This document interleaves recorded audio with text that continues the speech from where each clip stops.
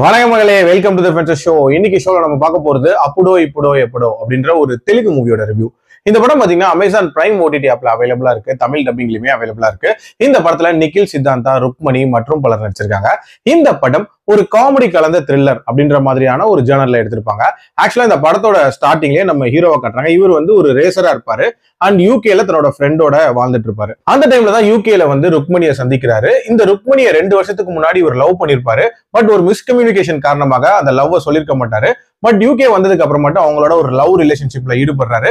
And நல்ல ஸ்மூத்தா போயிட்டு இருக்கக்கூடிய அந்த ரிலேஷன்ஷிப்ல எதிர்பாராத விதமா நம்ம ஹீரோவோட எக்ஸ் கேர்ள் ஃபிரெண்டான திவ்யான்ஷா உள்ள வராங்க.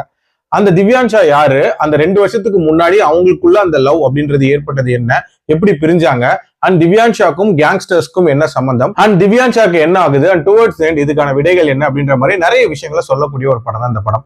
ஆக்சுவலா இந்த படம் ஸ்டார்ட் ஆன விதத்தை பார்க்கும்போது சாதாரணமா 2 திருடர்கள் வந்து ஏதோ ஒரு இடத்துல கொள்ளை சம்பவத்துல ஈடுபட போறாங்க அப்படின்ற மாதிரி தான் தொடங்கும். அதுக்கப்புறம் பாத்தீங்கன்னா ஒரு பிளாஷ்பேக் மாதிரி அவங்க சொல்ல ஆரம்பிப்பாங்க. அந்த பிளாஷ்பேக்குள்ள இன்னொரு பிளாஷ்பேக், அப்புறம் பேக் ஸ்டோரி அப்படின்ற மாதிரி மல்டிபிள் லேயர்ஸா வந்து யோசிச்சு இந்த கதையை சொல்லியிருப்பாங்க. யோசிச்சதுக்கு உண்மையிலே ஒரு பாராட்டுகள் சொல்லியே ஆகணும். ஆனா ஏதோ இன்செப்ஷன் ரேஞ்சுக்கு பில்டப் எல்லாம் கொடுத்துட்டு கடைசியா சொல்ல வந்த கதை என்னவோ ரொம்ப ரொம்ப ஆர்டினரியான ஒரு அதர பழைய கதை தான். ஆக்சுவலா நீங்க பஞ்சதந்திரம் படம் பார்த்திருப்பீங்களா, கிட்டத்தட்ட அதோட சாயல் இருக்கக்கூடிய ஒரு படம் அப்படின்னே சொல்லுவேன். இதுல வரக்கூடிய திவ்யான்ஷா கேரக்டரை நீங்க வந்து அப்படியே ரம்யா கிருஷ்ணனோட வந்து மேப் பண்ணிக்கலாம். சோ அப்பனா இந்த கதையில என்ன நடக்கும் அப்படின்றது உங்களுக்கே தெரியும். கிட்டத்தட்ட அதே மாதிரிதான் நடக்கும்.